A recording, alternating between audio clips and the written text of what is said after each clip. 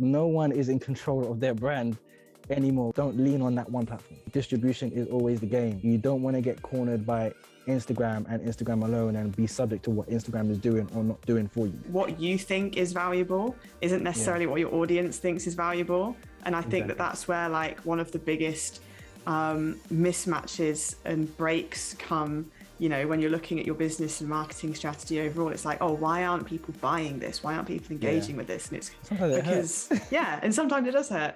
And the fact of the matter is, like, you're just not inside your customer's head.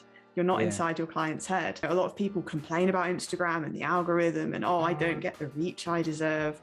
Do you believe that Instagram is still worth it for business owners in 2021 and beyond? Is it somewhere that we should be? Or, you know, is it dying a slow and painful death and we should probably just quit? What an episode we have lined up for you today. Welcome back to the Social CEO podcast. I'm your host, Dani Barker, and in today's episode, I'm joined by Brian Hollingsworth. You might know him better as his personal brand persona, the BKH, on social media. Keeping up with social media can seem impossible these days. There's always new trends, updates, apps and algorithms popping up and threatening to throw your content strategy out of the window at any given moment. But in today's episode, we're going to answer some of your most frequently asked questions when it comes to Instagram, bust some social media myths, and help you build a bulletproof, data-driven strategy to predictably grow your brand and business online. We want to free you from being a slave to the algorithm and empower you to start getting more out of your social media. And don't forget, if you're enjoying this episode, then make sure to snap a screenshot, share it on your Instagram stories and tag us. I'm Dani Barker _media. That's Dani spelled D-A-N-I. And you can find Brian at the BKH. Let's get into it. I wanted to dive into some social media strategy, FAQs, myth busting and all of that in a little while. But first, Brian, I really would like you to introduce yourself to our listeners and, you know, explore your journey in the world of entrepreneurship so far.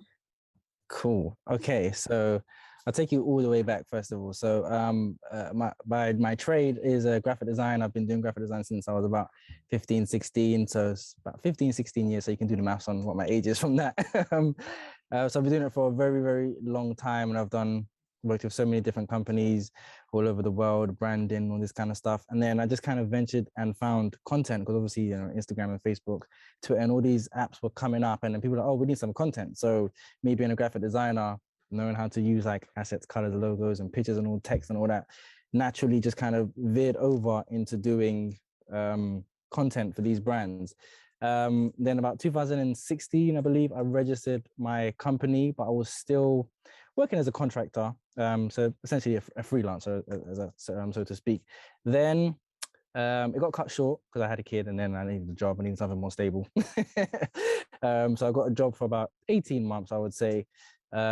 But still doing stuff on the side. And then in 2019, October, I quit my job. I was working for the Conservative Party because they were about to do an election and I didn't want to do an election because I've done so many elections already and I know how rigorous they are. You're working from 7 a.m. to 12 a.m. in the night and I couldn't do it. I had a family now. So I technically registered my business since 2016 and I was doing some stuff here and there, but I kind of say I took it super seriously in about 2019 when I really left my job and I thought, you know what, I'm going to do this. You know what I mean? I want to hire some people. Then obviously we all know what happened last year. So I had a few good months and then everything just kind of went a bit downhill from there. And all the plans that we all had kind of went out the window. So I've kind of had a really rocky journey, a couple highs and a couple lows, but we're still alive. So, you know, it's not that bad after all. So yeah, so what the services I do kind of provide are mainly graphic design, content consultations and branding consultations. And I became an author as well because I realized I was writing all this content and it was going on these platforms for free.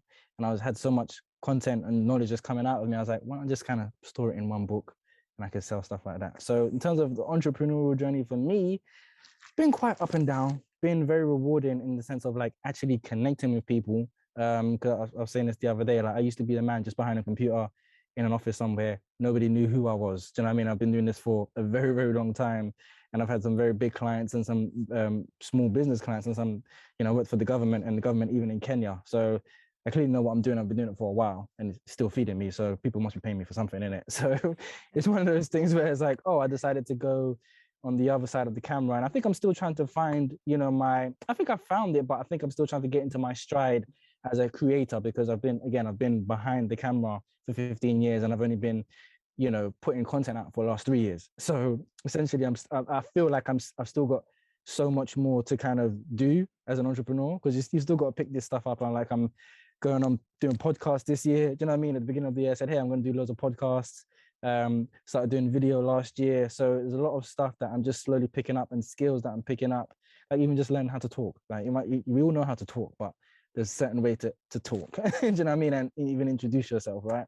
So yeah, the entrepreneurial journey for me it's mostly been about learning new skills and, finding your way in this new world of content, blockchain, NFTs, and whatever the AI, AR, and whatever the new thing is that is coming out, and just how to do that, and just how to traverse these different things. Like I said, I'm used to just being behind a computer, behind a desk, nobody knowing who I am and whatnot. So all this is quite new, and I think that's one of the greatest things about the entrepreneurial journey is doing something new. So yeah, bit of a long intro, but that's my life story. No, I love that. No, that's really interesting to hear, because I know you best for your social updates. Hearing, where this came from, where this started for you is really interesting for me. And I'm sure it's interesting for everybody listening too. My background as a creator does lie within photography, but graphic design too. But I entered the space when social media was already a thing. I learned how to design, well, one, through social media, YouTube and all that. But I learned to design with the intention of creating social media content, which I can assume is very different to how it was when you started. So, before social media, what was branding about for you? So I've done a lot of print work. So leaflets, posters, billboards, newspapers, newsletters, all that kind of stuff that goes through your, you receive it in your hand, right? And designing for print is very different to designing for digital. First of all, it moves a lot slower. You work on something for like a week or 2 weeks, and then it gets printed and it gets distributed to millions of letterboxes, or millions of people are going to walk past it in the street. And then even saying digital, that's mostly like websites, right? So you're doing banners, ads and all that kind of stuff. It's very different from designing content as a brand. Do you know what I mean? So I think in terms of branding, what you used to do back then and what you kind of have to do now, it's so much fast paced and there's so much things you actually have to keep up with. It's damn near impossible to actually control. Like no one is in control of their brand anymore. Whereas before, back in the day, you had quite a lot of the control in terms of what people saw and what people said. And you never even heard what people said. Do you know what I mean? You knew people were talking to their friends about, oh, I like, tango or something, right? But the brand could never hear it. Do you know what I mean? They would just know something's maybe up because maybe they've got a dip in sales or something and they run an ad campaign. Right now, you can go search any brand and look at their comments on any Facebook post or Twitter post. So I would say it's a lot more fast paced and probably damn near impossible to actually keep up as a brand, because there's all these channels, all these different people talking, sharing your stuff, and that your campaign that you could make for a good cause, thinking, oh, this is going to work. You're thinking about it in a vacuum, right? It works in a board meeting. We tested it. The people love it. You put it out and Twitter just rips it out. Do you know what I mean? Or Facebook just rips up and we've seen it so many times, right? It just fails miserably. So I think it's definitely harder to control the narrative. And even to create a narrative. I think a lot of these brands are particularly probably quite scared because it's like, oh my God, like we've seen so many brands get their heads cut off for the simplest things. It's like, oh my God, we completely missed the mark on this because people felt this way. We couldn't have known that people were feeling this way. Do you know what I mean? Or these people were going to find it, right? And the people we targeted towards probably would have never felt that way, but these people found it and it's just, yeah. So it's one of those things where it's like, it's getting harder because there's more channels and there's more people on all these different channels and there's more people sharing and talking and more people own the brand more than the brand owns it. So you own the assets, but the people get to choose whether they receive that message or not. Whereas before, we was eating up, you know, when they used to say cigarettes were healthy. Like literally, they used to say cigarettes were healthy, like, and coke was a medicine and it would clear all these ailments and all that kind of stuff, right? These were just downright lies, you know. Breakfast is the healthiest meal of the day. We know it's a lie. Milk is healthy. We know it's a lie now, right? And it's illegal to tell these lies, right? But these were campaigns, do you know what I mean? That worked. You know, blondes do it better or whatever, Maybelline, right? They just made stuff up and it worked. You can't get away with that now. You actually have to tell the truth, be transparent, and we get to choose if we accept this nonsense or not, right? So it's just one of those things where, yeah, it's definitely harder, but it's easier than ever, I would say. It's really good because you can just say anything you want and you can put it out and see what happens. Yeah, no, absolutely. Like, you know, prior to social media, marketing was more one way. It was the brands giving you the information, but now we've got a whole network where we can talk to each other about brands, where we can speak to brands easier and faster than ever before. And it's the brand's responsibility to, you know, leverage that opportunity, but also to, just really keep up with it. It's difficult to keep up with, but the brands that do really well on social are the ones that, you know, trying to nurture that network of communication. Like, what brands do you think at the moment would you say are quote unquote winning at this right now? See, I try to follow a few brands as much as possible, but the ones that are doing pretty good, I would say like Fenty Skin. I follow Fenty Skin, and they do really, really. They got some really, really, really good tweets, Instagrams. I haven't been on their YouTube. I'm sure they've got a YouTube, but yeah, some of their tweets is like, I don't know. They have and their TikToks are really, really good. I mean, obviously they're quite high production, got really glossy pictures and images, but their TikToks just seem like regular TikToks as well, which is really, really good. Like they've used TikTok to make it not just, we've created this real high production and we put it on. So that's one thing that they come across very authentic, very understanding, because obviously I saw Fenty Beauty, they had like 40 different skin tones. Do you know what I mean? So it's like one of those things where it's like, well, no brand has ever done that. Do you know what I mean? It's like, and I think all the other makeup brands, cosmetic brands try to follow, but it's like, they already led the way. It's, you know, it's like Apple making a phone and everybody following. It's like, okay, we've already got the one. Do you know what I mean? But I think, Fenty Skin, Fenty Beauty, she just, because it's Rihanna as well, like I was saying the other day, I was like, nobody's buying Fenty Skin because it's the best skincare. You know what I mean? Not any, you know, not to be any slight against Rihanna, but you're buying it because it's Rihanna and because she's very relatable and she's very pretty. Do you know what I mean? So it's one of those things where it's like her brand translates very well onto other platforms. So even though it's not about her at all, her authenticity throughout the whole years of who Rihanna has been translates over to her brand. And they do their content very, very, very, very well. People are making content. There's loads of user-generated content that you can tell that they have not paid for this. Do you know what I mean? It's people genuinely loving the product, genuinely creating content, good content, high-quality content to even just get mentioned by this brand. Do you know what I mean? So I really think they've got a really good ecosystem of user-generated content, quirky content that they just produce themselves, native content to native platforms. And I think just their brand is just highly recognizable. Obviously, they use that like lilac color. I think it's lilac. Yeah. So yeah, anything Fenty does, I'm watching them very closely. I really, really like what they do. Yeah, for sure. Like personal branding, regardless of what kind of business that you have, whether you're service providers like myself and you, or whether, you know, it is a product-based business like Fenty, I think personal brands are more important than ever. And I do believe they will continue to be pivotal to the success of businesses going forwards. You don't have to be a Rihanna to have a successful business, but it's the concept, isn't it? You know, social media is called social for a reason. It's because it's people first. It's not somewhere for you to just blast adverts or, you know, how they used to on the TV. It's much more about that connection and that communication, that experience as a whole, really. Exactly.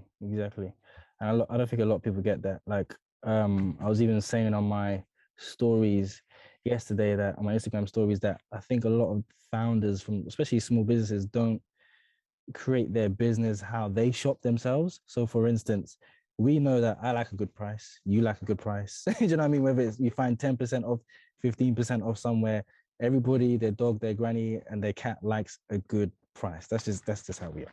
Do you know what I mean? But a lot of them refuse to do 10% off. Do you know what I mean?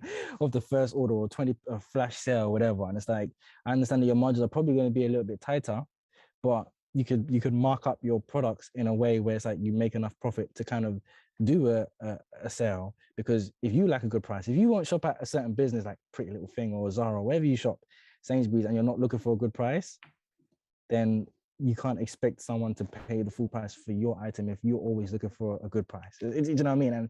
And even things like free delivery. A lot of people are put off by, oh my God, I got to the basket, I spent £16 and there's £3 delivery, like my thing's £20 now, I don't want it. Do you know what I mean? So why don't you incorporate the delivery into the price so you can just say, hey, free delivery? Do you know what I mean? So it's just one of those things where it's like, I think a lot of people with their brands don't create their brand and their business when they have the opportunity to how they actually shop with other things. Like, you can't expect someone to pay £500 for maybe the course that you've created if you've never spent £500 on a course, or a couple of courses. Like, you never spent £100 for 4 different or 5 different courses. It's not coming across. Do you get what I mean? It's like, I think when people these days should actually, how they shop or what they buy, that's how you should price your items and deal with your customers. Do you know what I mean? If you don't like delivery charges, figure out how to abolish the delivery charges in your business. But yeah. Well, no, that's exactly it. It's so overlooked. I entered the e-com space sort of mid last year. One of the things that whilst we were working on the website, what can we incentivize people with? And thinking back through experiences of shopping online before, and I think because everybody is so used to Amazon and paying for Amazon Prime, I don't even see that charge on my credit card. Amazon month, but I know that I can get free next day delivery on pretty much everything, and I think that is sick. So when we were working with our website and our product, and I'm thinking, the biggest turn off for me as an online shopper is, like you said, putting something that's worth £15 in your shopping basket and then getting whacked with a £5 delivery charge, even though it's all UK based. And it's no. And it's just like the nuances like that can really make or break an online business. So always thinking people first on social, but customer first. It's got to be. Yeah. Everything has to be your brand on social media, everything. And a lot of people forget that, hey, look, you're talking to people, not just numbers. Like, I want to get to 10K. No, you're talking to somebody. You know what I mean? Forget them being a number and all that kind of stuff. Like, treat them like you're a person. Talk to as much people as you can in the comments and the DMs. I know sometimes it can get overwhelming. Like, my last 6 posts, I haven't replied to comments yet because I've been so busy, but I always try to get back to it. Even if it's a week, 2 weeks later, I'll reply a comment. Do you know what I mean? So it's like, if somebody's taking time on you, take time on that person, man. Like, just respect your audience. That's what I say. Respect your audience. Put your audience at the top. Don't put, oh, I want to make money from them, or I want to get a partnership with this brand. Put the people that actually watch you every day at the top. Figure out what they want from you, why they like you, and keep producing that for them. And if you can make a product for them or a service for them. Respect them at the top. I think you've really captured the true essence of value there. What you think is valuable isn't necessarily what your audience thinks is valuable. And I think that's where one of the biggest mismatches and breaks come, when you're looking at your business and marketing strategy overall. It's like, oh, why aren't people buying this? Why aren't people engaging with this? And it's sometimes because and sometimes it does hurt. And the fact of the matter is, you're just not inside your customer's head. You're not inside your client's head.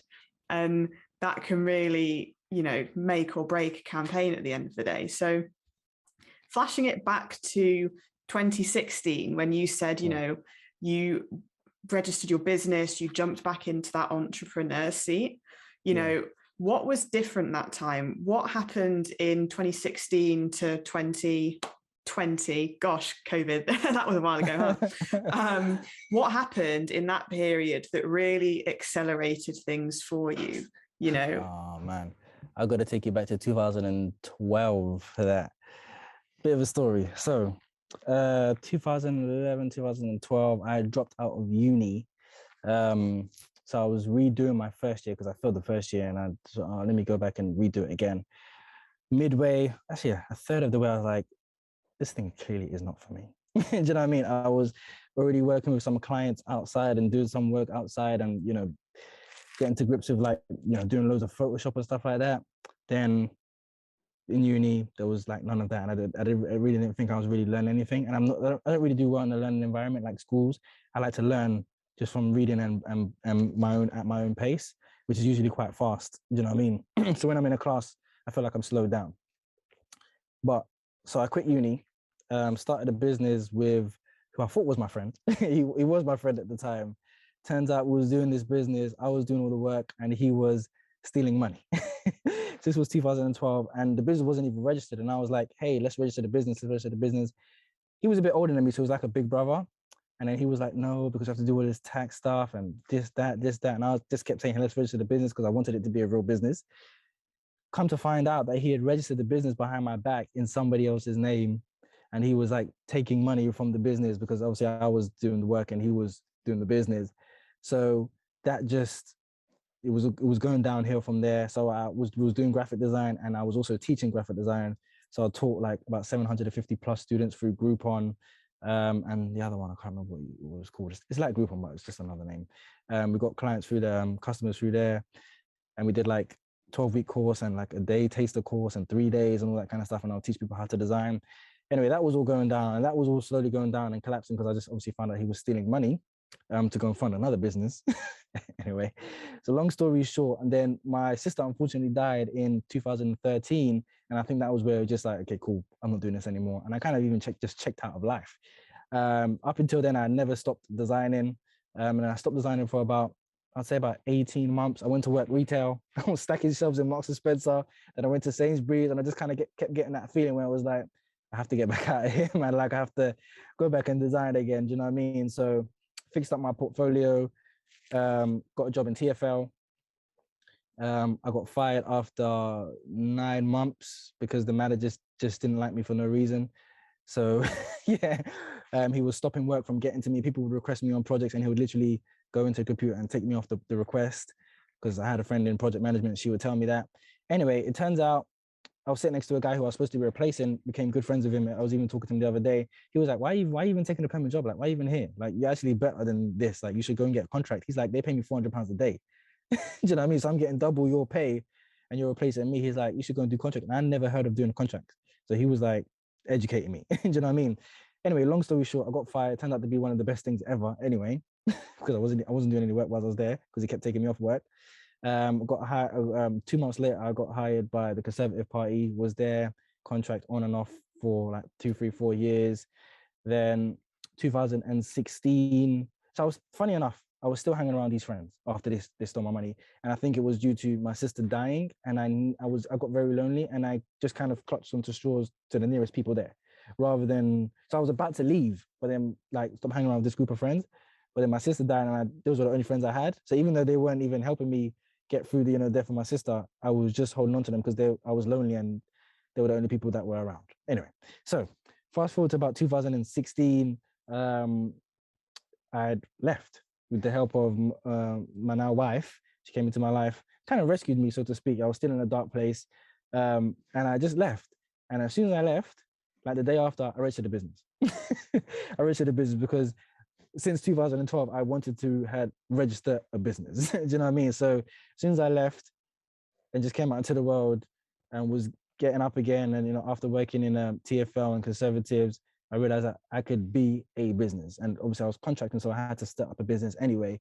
So that was kind of the impetus in 2016 from a couple of years prior, and all that kind of stuff that led up to was like, I've always wanted to do business. Do you know what I mean? I've done the creativity side, but I always realized just from watching people like Jay-Z, like, oh, he's a rapper, he's creative, but he also does really good business. Do you know what I mean? And now you always realize that the creators are on the wrong side of the business. Do you know what I mean? They always get the less money and they're the ones doing the shows, doing the creativity, writing everything and doing all of that, right?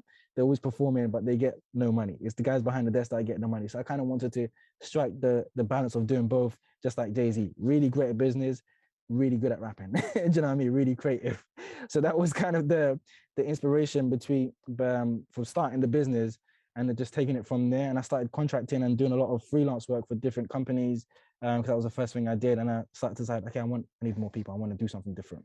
Do you know what I mean? So start getting into 2 years later. So after the birth of my son and going to Kenya to do an election over there, came back in 2018. So my son was born 2017, August, took about 4 months off. No, 4 months? August is what? Yeah, about 4 months off to about January. Then I said, you know what? 2018, let me try this Instagram stuff. Do you know what I mean? Let me try Twitter. And then that was the start of like content creation and, you know, the BKH as you know it. And it just took off from there. So yeah, it was really just, I always wanted to be a businessman and have a business, and me just hanging around the wrong people. And yeah, my sister dying and then just, you know, thinking I need to go and live life. Do you know what I mean? And yeah, and just wanted to do something basically. So, and it's just kind of just been evolving over time. And, you know, the BKH itself has kind of turned into its own separate business from graphic design, because it really is content and like products, like media and products. Whereas my original business, which I started the BKH for, I started it to be like, oh, I want to get more graphic design projects. And it just kind of turned it to its own separate thing. So I do graphic design over here and branding, and like media and like products like books and different services over here. So it's just one of those things where it's like, yeah, it kind of, I wanted it to be this, and it's kind of just transformed into something else just because, you know, that's how life takes you. Yeah, no, that's incredible. So like, you know, if we've followed you on social media for the last 2 or 3 years as the BKH, actually that 2 or 3 years that we've seen you for is actually more like a decade or more. Like this has been a long time coming for you. And it's amazing to hear like how you really turn that ship around. Yeah. But it's one of those things where it's like, I appreciate that, like, I should have done this earlier. Nope. I am right on time. Because, you know, I used to watch Gary Vee a lot, and he always used to say like, oh, I didn't start jumping on the internet till I was like 40, I believe. So he's got, you know, 20 years or 25 years of hard real life experience. Do you know what I mean? And then jumping on something like this, you just transfer all those skills. So it's like, I'm right on time because I've got actual real life experience. I'm not some kid that's like, oh, come out of uni, I'm talking about something that I'm just learning. No, I've really been in the trenches, as they say, do you know what I mean? And doing this and knowing what I'm doing. So now I'm coming out, I'm just trying to get the clarity of how to say it, how the best to say it. Do you know what I mean? That might be a podcast, that might be a video, live video, carousels, images, whatever, YouTube, whatever it is. I'm just trying to find that clarity of how I'm trying to help people across through the content. But yeah, it's definitely one of those things where it's like, yeah, I've been hiding, but I think it's good. You know, because you see a lot of these young people, they're coming out. Sometimes you're like, what are you even talking about? Well, you can tell that they don't have the experience. Do you know what I mean? But you see a lot of these older creators, and I say older, I mean like 30 plus. Do you know what I mean? And sometimes they're 50 years old, and you can see them like, nah, I can really relate to this person because they are they know what they're talking about. And I've got this, it's not even a theory. I truly believe that the older you are, the more equipped you are for social media, because you've been social for real. Whereas if you're younger, all you've had is Snapchat, Twitter, Instagram, and whatever. They've got TikTok. And that's not necessarily being social, because talking to someone in a room is very different from typing some words or doing a story and replying a DM. It's very different type of energies, you know what I mean? And you've got Tinder now, you know. I hate to say it, but back in my day, I actually had to go up to a woman and be like, hey, what's your number? What's your name and whatnot, right? Whereas now it's swiping. So a lot of the older generation, like I said, I say older in inverted commas because 30s, it's really not old at all. Someone thought I was 26 the other day. I'm like, no, I'm 31. So are more equipped to be social and to kind of understand media in a sense, because we're used to media. We're used to TV and radio. We're used to like long form media, do you know what I mean? And keeping attention. Whereas younger users, they're good at using the apps. Like, these apps are in their mouth already. So they're good at creating the content fast, being very creative, being very expressive, and it's good. But in terms of being social, I think a lot of these young creators miss a lot of the mark in terms of being social. But this is not to obviously like put a jab at them, but yeah. You have to be social in an office for real. You've had to go do multiple jobs, meet multiple people from multiple backgrounds. You learn how to be social. Do you know what I mean? So yeah, it's one of those things where it's like, yeah, you know, it's never too late. Like you know, like Gary Vee is not old, if you get what I mean, but he's killing this social media because of his energy. And a lot of young people aren't necessarily used to working hard. Whereas if you're older, you're used to busting your ass. So it's like, what? I can make a video, put it up, and people will watch it. Thousands of people. Oh, that's easy. That's easy. I done like 12-hour shifts stacking shelves like through the night. This is like just a video, and just a press post for free. Yeah, exactly. Like, it's some of the most common like excuses or like barriers that I hear people say when I say, oh, you should be on social, oh, you should have a personal brand. It's oh, I don't have time, or oh, social media is for young people, or oh, I just don't know how. But it's like, as soon as you get over the how, like, I mean, you can hire somebody for the how. You don't need to edit a video. You don't need to, you know, take your own photos even. As soon as you get over the how, you know, it's actually, the opportunity there is huge. And I think it's still overlooked by a lot of people, you know, millennial and upwards, in terms of actually getting the most out of it. The opportunity is ridiculous. The amount of opportunity is actually ridiculous. Like, for instance, I don't know you. You're not my cousin. You're not my friend. You're not a pen pal. We never worked together. We met each other on social. You followed me. I followed you after you said, hey, you want to come on my podcast? I'm sure we've spoken a couple of times in the DM, and you're like, hey, come on my podcast. And now we're creating an opportunity. We're creating content that anybody could see. They could see you as an interviewer and a presenter, say, hey, do you want to come on, join me in my podcast? You know, I mean, we could do a podcast together, or you can get your podcast bought by a podcast network and start running some ads. You're creating this opportunity for yourself just by using Zoom. It's a free service, or you can pay for it, £12 or whatever, right? It's very cheap. You got a mic, you got headphones, you got a camera. The camera, I've got a MacBook Pro. The camera quality is trash, but it doesn't matter. The content, the message is there. Do you know what I mean? It doesn't matter. So it's like the learning curve, depending on what you're actually trying to do, isn't that high. And it maybe depending on how old you are, maybe, but it's not that high. You have a phone, you have an iPhone, you point and shoot. I think it's David Perel on Twitter. He's got this really good phrase. It says, "Get going, then get good." Yeah. And a lot of people try to get good before they get going. Yeah, that's exactly it. Or they don't allow themselves to get going until they're good. But it's like, well, you're not going to get good if you don't get going. If you watch any of my videos from like 2016, like, we can cry about them together. But, you know, like, even myself, I turn 24 next year, so I'm still a baby in this world. But I've been pushing out blogs and YouTube videos since I was age 15. So it's like, this isn't new for me. I'm young, but this isn't new for me. Yeah. And I think that, you know, time and consistency is one of the best strategies out there. You know, you've got to stick at it for a long time. You have to. Honestly, you have to. Like, and don't get me wrong, there will be some disheartening times when you get like the one view or the one listen or the 10 likes, so you're like, wow, I really put a lot of effort into that. But you go and hear the stories of people that make it in whatever they make it in. They've been doing it for a long time. You're seeing them now, but they've been doing it for a long time. And sometimes you hear people like, oh, I was doing it for a year. And it's like, darling, it's not long enough. True. It's not long enough. Do you know what I mean? It's really not long enough. And sometimes you got to just change stuff and just try different things. Have you tried this? Have you tried doing it? And sometimes when you're doing something, you think you're trying, and then someone comes along and is like, I don't think you've really tried here. Do you know what I mean? Like for instance, a lot of people talk about Instagram and like, oh, Instagram this. And you go and look at their profile and you're like, oh my God, you have not tried.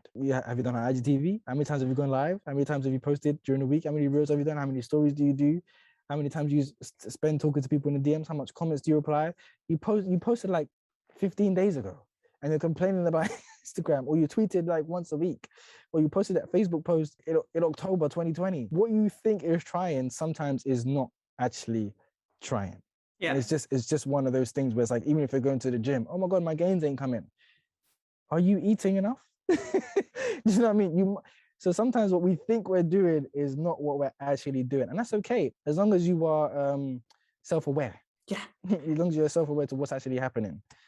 That's one of those hard to swallow pills. But I think that, you know, once you have attained that self-awareness, that, you know, you can start looking at social media more objectively. Like one of the first social media questions that I wanted to dive into is, I know that, you know, myself and yourself primarily active on Instagram. I know you're moving on to other things, which I'm going to bring up in a second, but do you think, like, you know, a lot of people complain about Instagram and the algorithm and, I don't get the reach I deserve.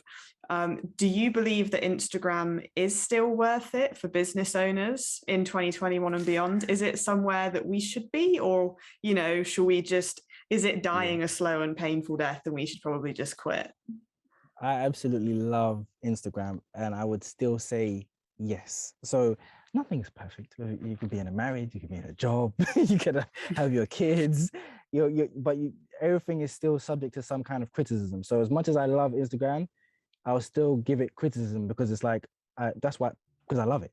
Do you know what I mean? If you love something, you will criticize it, or you would say, hey, I think I want this thing to be better because I want to be on here. Do you know what I mean? The things that I don't love, or the friends that I've let go or don't want to hang around, I don't tell them anything. I just leave it because you're not really worth being on here. But because I like Instagram, as much as I love it and say, hey, people should use it, I want it to be better. So I criticize it in the same respect. So yes, Instagram is a very good place for your business to be. It's definitely coming of age, and it's taking a turn right now. But I think once it gets over that kind of puberty stage, like, you know, it's becoming a little bit of a teenager, like I'm finding myself type of thing, and I'm changing, I'm an adult kind of thing now, like, you know what I mean? I'm getting into my teens. Once it gets past that, I think it will be a beautiful app again. Do you know what I mean? And it's not one of those things that will make Instagram great again. There was nothing that was great. So things are only getting better. like you get what I mean? So it's like, now more than ever, can you do so much on Instagram. Back in the day, it was you could only post pictures. You can only post pictures and add a filter. Now you can do stories, you can do IGTV, you can have a bloody shop on there, you can do reels, you can do live. It's crazy. Like back in the day, you could be a business on there, but you wouldn't really call it a business. But now you can actually be an Instagram first business. Like, do you know what I mean? Now you can actually get paid as a creator. So I really think it's an amazing place to create, an amazing place to post, an amazing place to connect. You've got DMs now as well. Do you know what I mean? All these features were not there. Do you know what I mean? So I think it's one of those things where they're putting so much features on, and all the features are kind of fighting each other and cannibalizing each other. But I think once they figure it out, it's one of those things you got to stick with it. You know, I've got a 3-year-old son. He's not a teenager yet, but I'm sure when he gets to about 14 or 15, he's going to think he knows more than me. Do you know what I mean? So it's one of those things where it's like, you just got to stick through it. And then on the other side, Instagram's going to come out. Instagram's 10 years old. They've got more competition than they've ever had. Back in the day, the only competition was Snapchat. Now they're like, whoa, our competition is TikTok and YouTube. Do you know what I mean? Not like Snapchat is not even our competition anymore. No, Snapchat is doing their thing. Great. Snapchat is very consistent, but TikTok and YouTube are kicking Instagram's ass, and they know it. So that's who they compete with now. In order to compete, they kind of have to change what's happening on the platform, and even other platforms like OnlyFans and even Patreon, because Instagram is figuring out ways to give us money now. Do you know what I mean? And they're working on subscriptions. That's OnlyFans. That's Patreon. Do you know what I mean? So and that's YouTube. YouTube, you can pay to subscribe to somebody's channel. So I still think it's a great place. It seems like they're losing their way, but I think they will find their foot, and platforms have to change and have to grow. So I appreciate the growth. It can be very frustrating. It's like your wisdom tooth are coming through. It's going to hurt. Change is going to hurt. Do you know what I mean? It's one of those things that, you're going into teenage, you get all these spots, acne and all that kind of stuff. It's going to hurt. You know what I mean? So it seems like it's hurting the creators and the users until it finds its footing. Like I always say, like Instagram is in its 3.0 right now. The first iteration of Instagram was just everybody just having a good time, sharing with their friends and family. That was Instagram 1.0. Instagram 2.0 was businesses coming on there and advertising and posting on there and saying, hey, we can make some money through this app, and marketers jumping on there, kind of destroying the app a little, but hey, that was Instagram 2.0. People realized that the potential of and the reach of the platform. Instagram 3.0 is about the creators, and that includes influencers. You know what I mean? I think 2.5 was like the creation of influencers on the platform, and 3.0 is like creators, that's including influencers and people that are just passionate about things and creating communities and want to show off and just have fun on the platform. And Instagram wants to keep these people, so they're going to pay them, right? They didn't really pay a lot of attention to influencers in the beginning in terms of making it easy for them to make money. You know, people were saying they lost reach for the ads, putting hashtag ad on it, etc., because obviously that cannibalizes their own product, how they make all their money. Do you know what I mean? So I think now they're realizing, hey, this creators are bigger than influencers. There's other creators that aren't necessarily fit into the influencer because influencer is lifestyle. Do you know what I mean? But there's other creators. So I think it's one of those things where it's like they're really paying attention and they're really seeing that they're losing to other platforms, and they got a bit ahead of themselves because they thought, oh, we're Instagram, we've got 1 billion users. TikTok is right under there.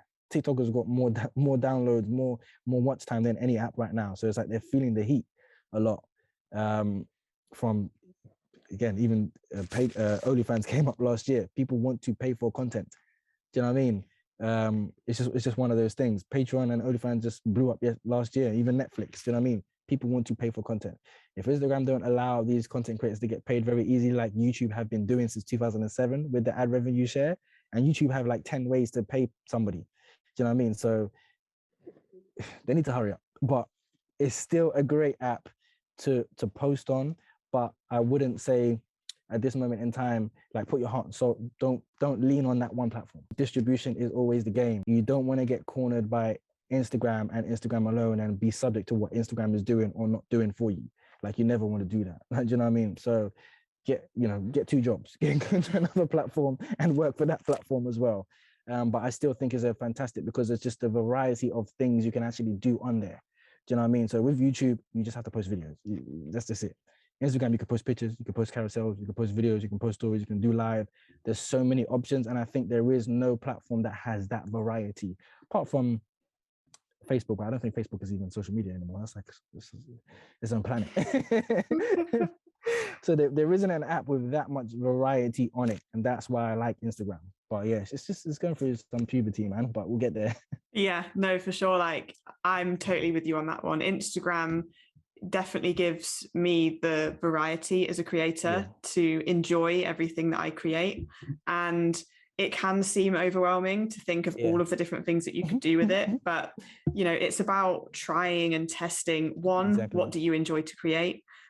And then also, what does your audience connect with? So if my audience loves when I go live, then that needs to be part of my strategy. If they don't really care about my IGTV videos, or they don't care about my reels, then I don't have to pressure myself into doing them if I don't like them.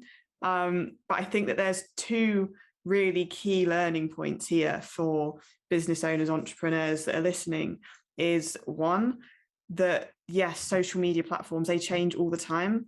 And the time that you spend worrying about that or complaining about it, you need to be spending on actually developing your strategy. Your strategy needs to be fluid, just like the platforms, because you could strategize a whole 12 months worth of marketing, but a new feature might come out, next week, and you need to be hot on it. Not all new features stick around for the long term, like Twitter fleets, came, went. But the point is that you are receptive to change, and that when change happens, you give it a go, you experiment, and if it works for you, it works for you, and if it doesn't, it doesn't, but you tried. So that is like one of the most important attitudes to come to social media with. And the second thing as well, distribution, absolutely, because it's really important to remember you don't own any of your social media platforms. So, Instagram, Twitter, YouTube, podcasting, whatever it is for you, wherever you're putting that content out, that's the top of your funnel as a business. It's where you pull people in, it's where people find you. But then it's your responsibility to actually take that attention and do something with it. So, then most of them aren't going to become customers or clients right away, because if business was that easy, where would we all be, right? But actually capturing that data for yourself. Instagram and Facebook are data machines. They capture all of your data anyway. That's why they're so successful. So you need to be capturing that data too. And there's so many different ways that you can do that. But that's, you know, what it all comes down to. You don't just put this content out for the sake of people looking at it or hearting it or whatever.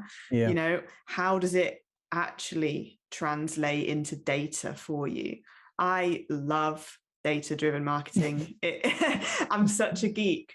But yeah, so enjoy being a creator, enjoy creating, but also think data, because that's what the world is now. We live in a data-driven world. Literally. Especially, like you said, especially if you're a business, the strategy has to change, man, very quickly. Don't ever be romantic or be, you know, about, oh, I have to do this. Or if something isn't working, simply stop. There's so many businesses that I've like audited and like, hey, this isn't working here. Stop. Like, you know, like you're saying from the social update, I realized that it wasn't working on IGTV. And I've fallen out of love of IGTV because I kind of realized what IGTV actually is now. And I was getting loads of views last year, and obviously a lot has changed in literally a year. I was getting loads of views and people were loving the show. Up to 1,000 views. I was getting 800 to, you know, trying to about 1,000 views weekly, and like I started getting 100 views. 100 views for like the last 2 months. And it's one of those things where it's like, it's heartbreaking because I like the show and I know some other people like it, but I can't keep putting it here, coming here weekly. And it might be because, yeah, people are less interested now because the world is open and stuff. But also I realized that Reels was born and Instagram was like reprioritizing Reels. And my wife was like telling me for weeks, do the topics, but do the Reels version, even if it's 30 seconds. And I was fighting it and I was like, I don't want to do that. I don't want to do that. So I moved the show over to YouTube because YouTube is a whole different platform and how it treats video, etc. Like it will show you a video from 5 years ago if it's relevant to you, and it will find an audience for you and suggest it to you, all that kind of stuff. So I moved the show exclusively to YouTube, where if I get 15 views on a show, I understand because it's a new show. I can expect that. But if I get 15 views on Instagram, a platform that I've been posting up to for a year every week, do you know what I mean?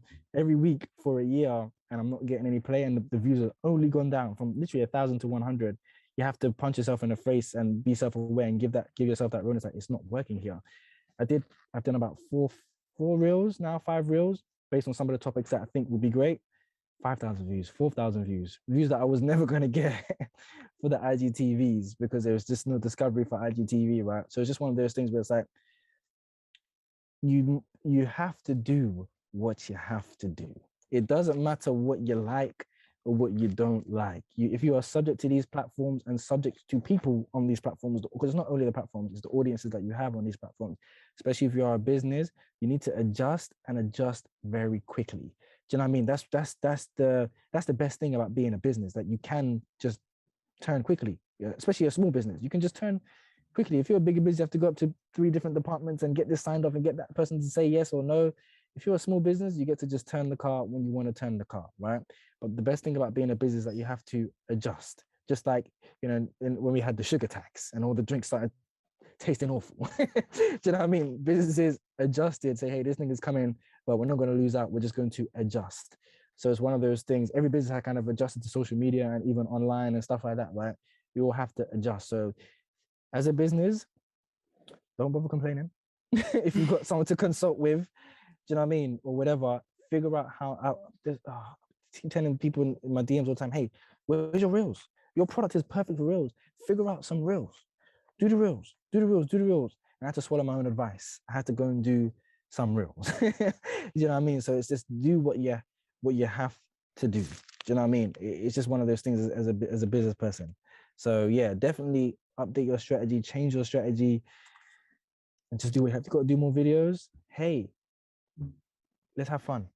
Do you know what I mean? Because that's the whole point. You can't do what you used to do to get to a new place. It doesn't make sense. So if you want some new results, do the new thing, man. It's definitely hard. It's one of those, oh my God, I've got to learn how to do video now. Hey, everybody got to upskill sometime. You know what I mean? If you work in a supermarket, they're replacing you with the self-service machines. Well, that means you got to go get something else. You have to become a manager in the store, or go work in the office, or get some admin skills. I have to upskill as a graphic designer. Remember, I have to learn a new program, new techniques. Now I'm learning how to do content. You know, eventually life will leave you behind and then you have to kind of update yourself.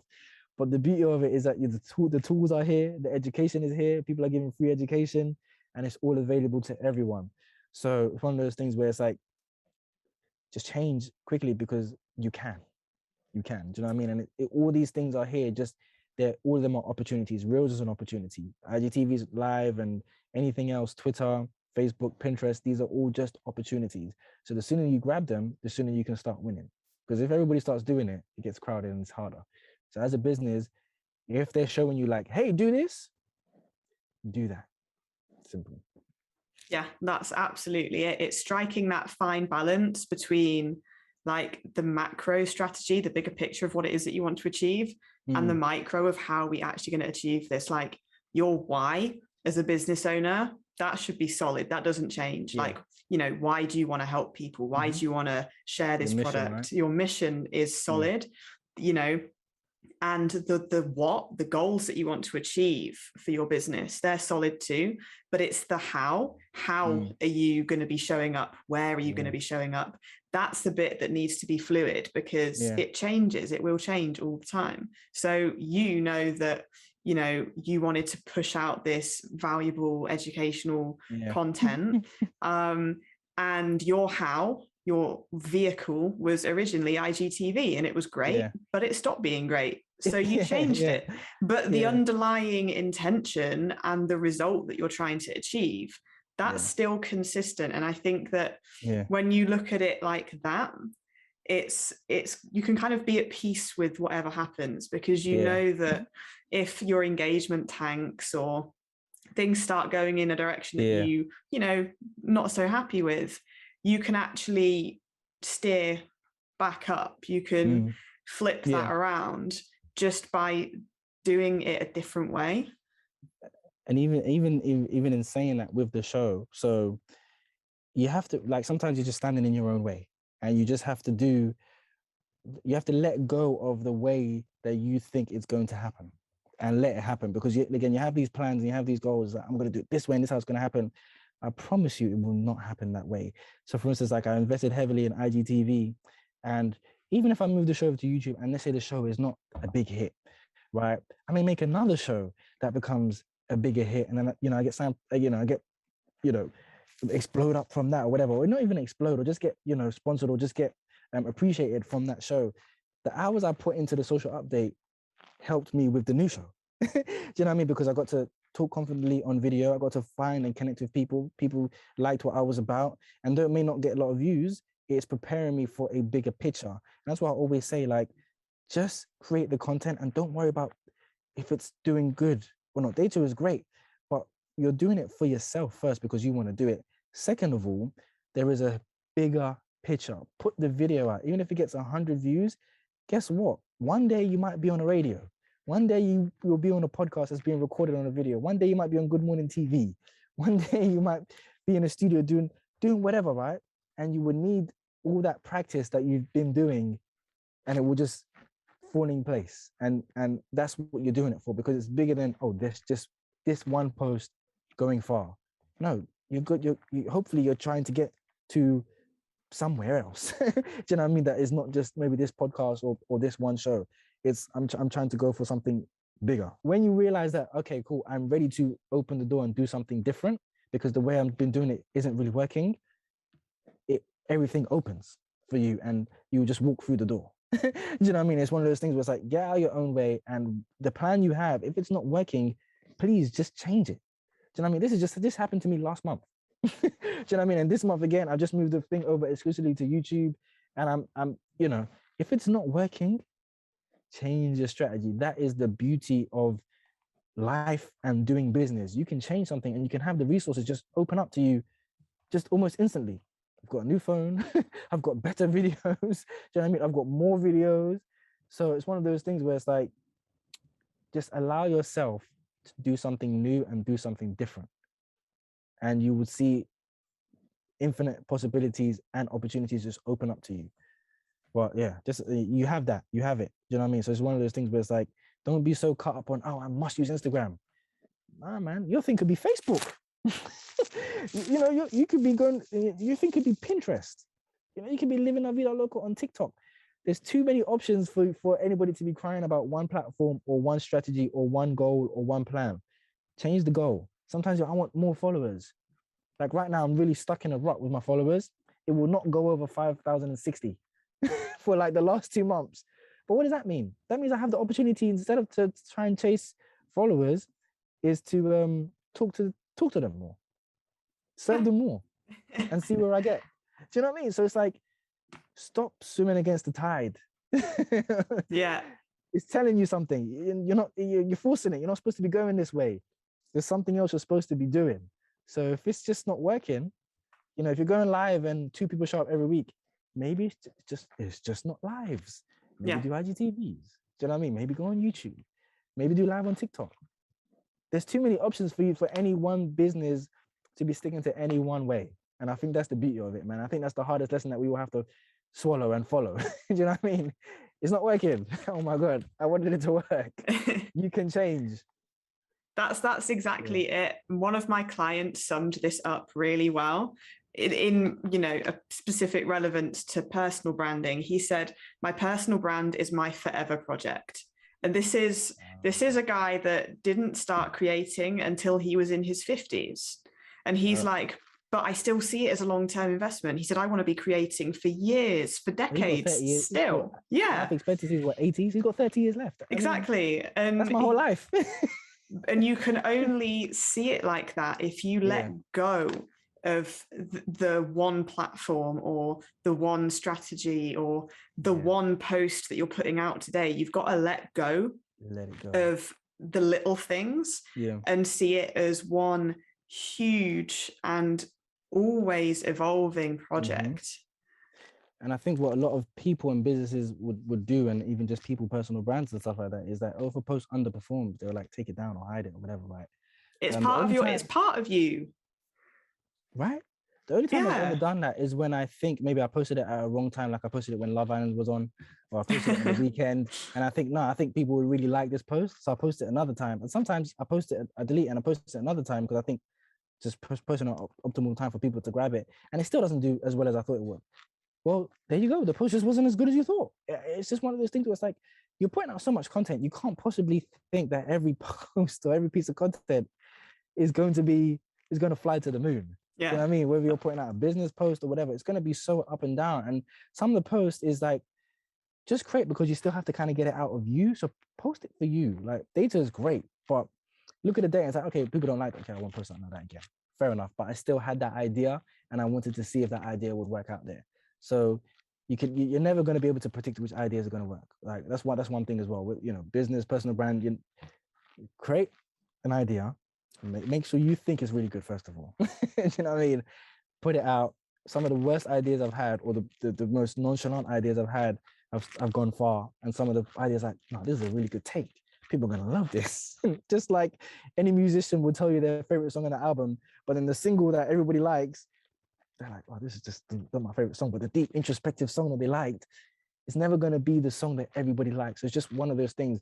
In actual fact, what you think is the best, some of your best work is not what is valuable to people. And that's okay. You just have to find the in-between of putting out what you like and putting out what other people like. And I think that's okay. Do you know what I mean? Like even in business, and my wife sells cream, and we had this product called like Fill Your Own Bag. And so like you buy it. So the whole concept was you buy your jar, and when the jar finishes, you buy the refill. But people were just buying the refills without the jar. And I was like, nah, I need them to buy the jar. Let's make it so they can't buy a refill without the jar. And she was like, nah, if they just want to buy the refill and they want to fill your own jar, that's the whole point, is that they can fill their own jar. They don't have to fill our jar. They can fill their own jar, the jam jar, the sweet corn, whatever you had in there, pickles, whatever. That's the beauty of it. And I was just like, I was so hung up on them following the process. And she was just like, nah. And it is our best selling product because it's way cheaper than the jar. The jar is £24 because that was our first product, and it took a lot to make because it was glass, all of that kind of stuff. But we were able to make it cheaper due to not being able to get jars in the first place because of the pandemic last year and people losing their jobs and having less money. So we made it damn near half the price because we just put it in the bag. Do you know what I mean? And I was so hung up on having them do it this way instead of just letting the people decide how they wanted to receive it and how they wanted to spend their own hard-earned money. And it's our best-selling product. So it's like you have to let go of how you think it should go, or how you think people should buy your product, use your product, or receive your content, or whatever, right? Let it go. Like you said, look at the data. Look at the data. Imagine if I held that product back. Do you know what I mean? Imagine if I held that product back. That would have been stupid. We would have been losing money because I want you to do it this way, my way. No, there's a book called Ego is the Enemy, right? Let it go. Let it go. Look at the data, please, guys. If you have a strategy and it's not working, throw it in the bin. Look at the data and please change. Just turn. Just, you know, if your favorite shirt does not fit you for whatever reason, you've grown taller, you've grown wider, whatever it is, let the shirt go, because you will look stupid. You will look stupid wearing it. Do you know what I mean? And it's one of those things where it's like, you're not look stupid wearing a shirt that doesn't fit you anymore. Do you know what I mean? Or it's out of style. Even, you know, them 1996 shirts in 2021. No, let it go. So, but you know, and it's hard and it's easy to do that because it's like, oh man, I came up with this. It's gonna work. Sometimes it's just not working. Sometimes it's just not working. I think that the final social media hang up that I wanted us to explore in this episode today is the whole, you touched on it earlier, and I thought, yes, this is it. Is that, my business isn't successful because I don't have X followers. A lot of people get hung up on the 10K, but I know there's like, you know, other benchmarks people set for themselves. But, you know, how many followers does it really take, in your opinion, to have a successful business? Well, no wrong answers. I can tell you. So I have, like I said, I just reached 5,000 this year. I sold my first book, my first product, when I had 1,800 followers. I can't remember how much. I can give you numbers if you want. I can't remember how much I've made in total from I think I've got about 3-4 books in total, predominantly in the last year. In total, from all my books, I've made about £3,000. Now, that does not sound a lot at all, by any means. Obviously, no one's going to live on £3,000. But during the pandemic last year, when I think I had about 3,000 something followers, 3,000 followers, I was making about £400 to £500 a month from one book for about 3-4 months, good 3-4 months from one book, and I had 3,800 followers. It's like, how much followers? In a way, the question you're asking is the wrong question. So it's not how much followers should you have, because you could have one follower. You could have 10 followers, and they're all the right people that just are interested in your course. So for instance, right, you see a lot of people like, I don't know if you heard Ciara London. She has a private Instagram where she does fitness programs, and there's loads of these now. There's like, you can find about 10 of these where they have a private Instagram. You have to pay to get in. You go to their website, you pay, and they'll give you entry, right? And they're all charging $15.99 a month. And if you do the math, I saw someone with 300 people in their Instagram. If you do the math, it was something like 4,000, 5,000 a month. And that's not the only thing they're doing. They do that once a day or twice a day. Do you know what I mean?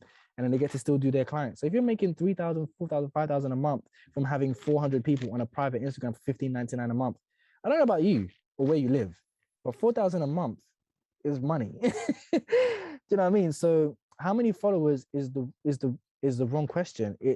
I would probably say, what are you trying to do? I know I'm on Instagram as a way to make more money, to add more value. I've added value by going direct to clients, and now I want to go direct to people and add value to them. So you could come out, and as soon as you're starting, hey, these are my services. So people know that, hey, you're not just here having fun, you're actually trying to add as much value as you can. So you can monetize if you have 1,000 followers, if you have 500 followers. If you've got something to sell, or you've got a product that is valuable, you could just offer it to people. There is no, I need 200. That's a myth. I'm proof of that myth. I was making money. I made £3,000 so far of 4 books, predominantly most of them in the last year, probably about £2,000 in the last year, right? If you can create value, that's all commerce is, value exchange. You're giving me the value of your money. I'm giving you the value of something that you need, right? If you can create value, you can do it at 500 followers, 250 followers. This myth has now been dispelled. Maybe back in the day, it was you needed 10,000 followers. That was, oh yeah, I've made it. I'm somebody now. you can make money. My friend, he's got a podcast. He doesn't even have a podcast. Let me rewind. He's got 2,700 followers. He launched a podcast, and he was charging people £100. People paid. A few people paid. So he said the first person to buy it is going to get charged £100, and then everybody after will be charged £20, 20 pence. Somebody paid 100, and a bunch of people paid £20, 20 pence. And I think when he closed it, he said, hey, if you still want to get entry to the podcast, which was on YouTube, but it was like unlisted, so you had to get the link. It will send it out every week. You have to pay £100. And he told me quite a few people paid £100, and he made a couple thousand. Let's just say over £2,000, right? Yeah. He has 2,700 followers, and he's made that money off a podcast, and people are podcasting for free. Yeah. Do you know what I mean? So it's one of those things where it's like, it's not how much followers you have, it's how much value do you have. How much value do you bring, and how can you, create a transaction around that? I think, go ahead. There are literally people, I literally know people that have 30,000 followers and don't make money. Yeah, same. It's more common than a lot of people would imagine. Followers does not translate into revenue if you don't know what you're doing. I have one of my client and friends, Diary of a Dad. I posted on Twitter and it's saying that, most creators get money not from their audience, but from brands who are willing to pay to advertise with them, right? And just link them up. And he said, yeah, in the past year, he's made 100,000. Put it on Twitter. He's made £100,000 in 1 year from brands. He's got 30,000 followers. And I was speaking to him one time and he's like, yeah, a brand was paying him £4,000. And he knows that he can't say that to some of the creators in the parent space because they get far less. He's got an agent, but they get far less for one campaign. And his ads are really good, by the way. He goes all out. Like, he gets costumes and all that kind of stuff. Far less for what they do. And they have maybe similar followers and even more followers. They might have 56,000 followers or whatever. But it's, can you show your value and get people to buy into that value? It's never been about followers. I have never, ever in my life preached get more followers. We all want more followers because that's the game. You want more people. I have never preached, hey, get more followers and this is how you get more followers. I've always preached two things: connect and get money. That is what I came onto social media for, and that is what I will forever do. To get more business by adding value to people and helping people, hopefully, and connecting with as much amazing people as I can find. The amount of people I've connected with just because I just put my face on the camera or I just said my opinion about something astounds me. Yeah. Absolutely astounds me. The amount of friends I've made is crazy. It is. It's insane. And social media is the thing that brought us here. Like, I feel like like I said, it's a question we probably both get asked a lot by our audience. How many followers do I need? How do I get to 10K, etc.? But that's not the right question. You've got to factor in, I think, probably the two most important things are, one, what is it that you're trying to sell? Is it a £10 ebook, or are you actually a business consultant that charges £10,000 per client per month? Exactly. It's a very different story. And then it's, the question becomes, based on that, how many customers or clients do you want? So if you are a business consultant and you got 100,000 followers, do you want 100,000 clients? You can't scale it, No, like it needs to make sense. This is another thing that's a lot of businesses don't get. You have to have a value ladder. Yeah. In the sense of, so I've got free content, it's available to everyone. You can meet me, you can talk to me, ask me a question here or there. Great. I've also got a book that is a lot of stuff compiled and compacted into one that if you should use that book, you can get a lot of value out of it. Do you know what I mean? And then I've also got my services. Hey, I can consult with you, jump on the phone. And then beyond that, we can actually work together. I can actually put my hands to my computer and work together. And each step of the way, the price gets a little bit higher. Do you know what I mean? So it's one of those things where it's like, you need to create steps for people to take, because one thing I realized, people always want more from you. And I realized I was losing a lot of my followers, their attention to other people who had more for them. Oh, I've got a coaching session. Oh, I've got a book. I've got a webinar. You can come and meet me. I've got this or that. And I didn't have anything. I just had free content. and you can only put so much in free content. Do you know what I mean? Because it only reaches a certain amount of people. But when people are paying for something, they have that. They say, I've paid for this, I see the value in it, I have that. So people always want more, and you will lose customers because you don't have more. So I was reading a book the other day, Marketing Rebellion by Mark Schaefer, and he was saying the 3 things that let Amazon win is fast delivery, good prices, and a vast selection. If you're focused on a vast selection, people want options.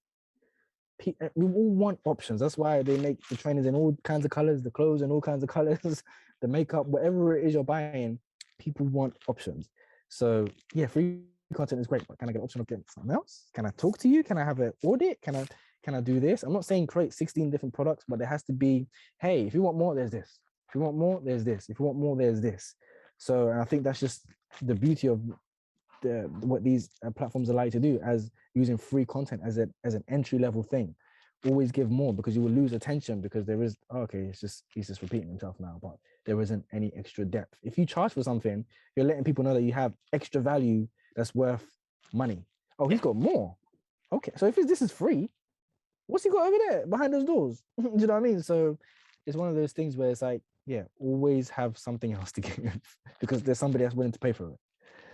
That's exactly it. It's coming back to what we said earlier. You've got to, zoom out and look at it as one big picture. It's not one platform. It's not one post that you put out today. No. It's not one product that you offer. Everything forms this vast network. You need a value ladder. You need a distribution network for your content.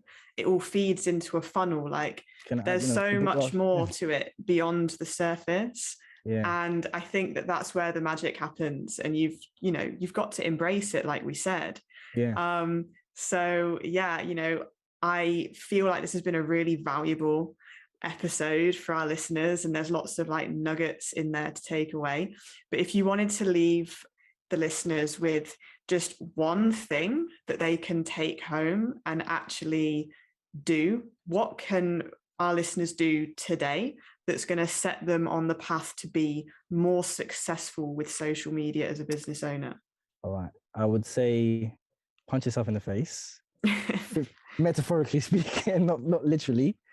And that means be very self-aware of what is working. Go and look at your data, look at the posts, look at your audience, look at what is working and not what is not working, right? If you have a product in your shop, every business I work with, I say, can we get rid of some products? If it's not selling, you get rid of it and you never sell it again.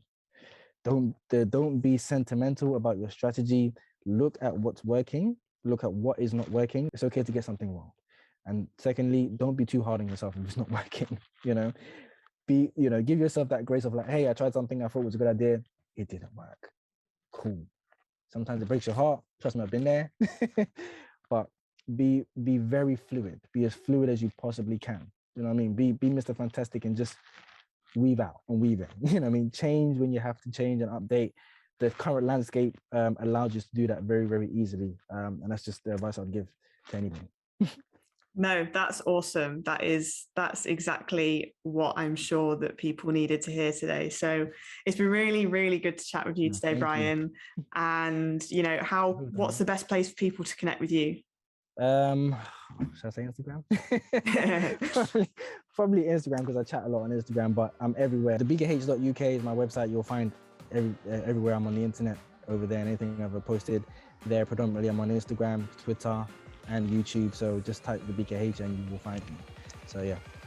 Amazing. I'll make sure that all of your links are in the description below.